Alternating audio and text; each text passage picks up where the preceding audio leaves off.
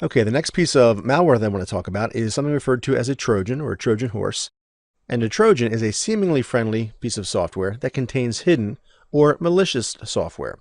So basically what I refer to is it's a friendly program that has something malicious kind of bound to it or hidden inside of the legitimate program. So when you click on it, it triggers that installation typically without you knowing it.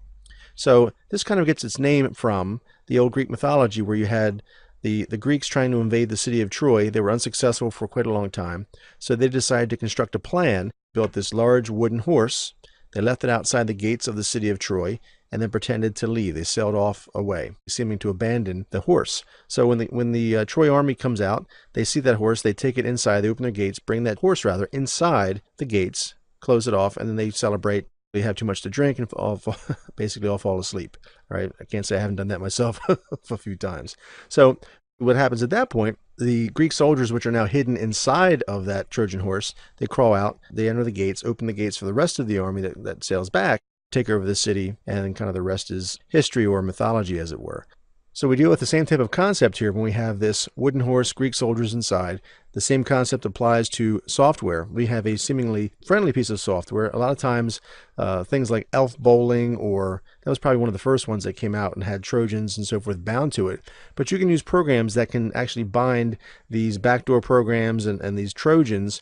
We'll talk about more backdoors and so forth in a moment. But they bind these malicious pieces of software inside of the legitimate software, the games and so forth. So when you download them and you click install, the game installs as normal. Okay, you can go ahead and play the game and you think all is well, but behind the scenes it installs that Trojan, which allows either remote access to your system, or it starts installing adware, spyware, it starts downloading other programs, and things kind of go downhill from there. Okay, so what do I mean by that? Well, depending upon the type of Trojan that it is, there are things known as remote access tools or remote access Trojan, otherwise known as a RAT, and they've been around since kind of the mid to early 90s. And I have a couple listed here that were some of the earlier incarnations of those types of remote access tools, such things as Project Bionet, NetBus, Sub7. There was one even called actually called Back Orifice, which was a takeoff on Back Office, and then BO2K, which was a kind of an iteration of that particular piece of software called BO2K, and that was created by a group called the Cult of the Dead Cow, and they were one of the bigger hacking groups a few years back, and then another one called Beast. And what these types of things allowed you to do would be to actually remote access a specific server. Okay, you would bind that remote access tool to a piece of software like Elf Bowling or some application, something that you can get the user to download. They would download, install that application. So the remote access Trojan would actually install silently. You wouldn't know it was installed because they would change a few things with the actual binding. When they actually connect the remote access tool to the application, they did so in such a way that it would circumvent antivirus and different programs that were designed to try and find that. So you can tweak it enough, just enough so that it was not detectable.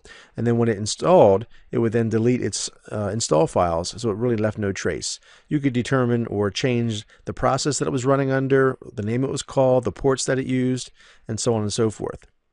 Once the program was installed, it would then phone home, or it would go out and contact an IRC channel or an internet relay chat channel that people were monitoring for targets. Once those targets were identified, the remote access tool was in place, then the hackers could go in and remotely control that specific system. They could turn on the webcam, they could upload files, download files, turn on the microphone and record, so on and so forth. So they really had a lot of things, a lot of capabilities there.